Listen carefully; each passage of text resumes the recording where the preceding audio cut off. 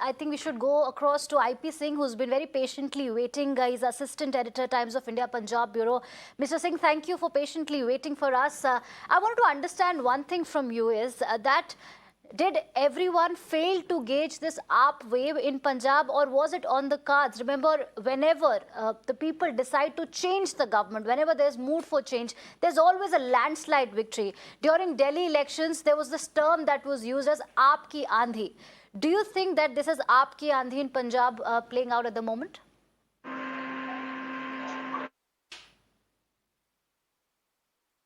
Elections, one in 1997, when Akali Dal BJP alliance got 90 plus votes, and there was huge anger against Congress at that time. So now AAP was up against two parties, one party Congress and other the alliance Akali Dal BSP.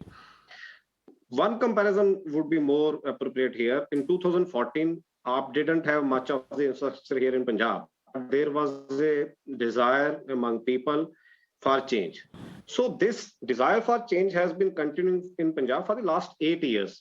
The only issue is that Congress badly failed to read this.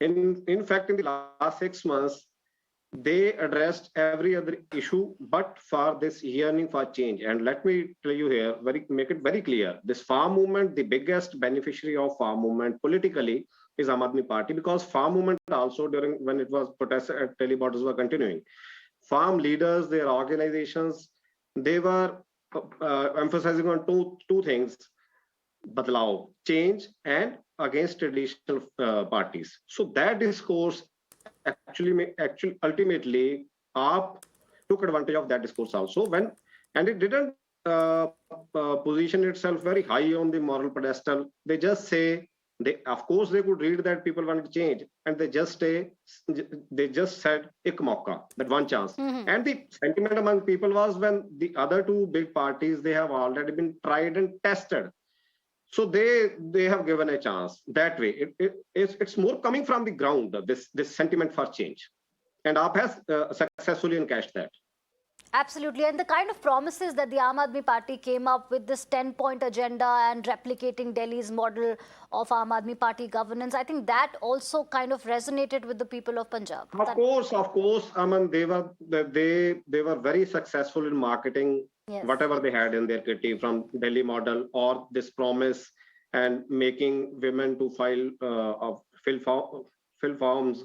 So I mean, they were good at that. Their social media presence was very, very strong. They were way ahead of others. And it was not just AAP's success, it was failure of other parties also to put their act together, especially of Congress, which had, everything has changed in the last 6 months, and Congress did the blunders at every step. Right, Mr. IP Singh, thanks for your perspective. Let me also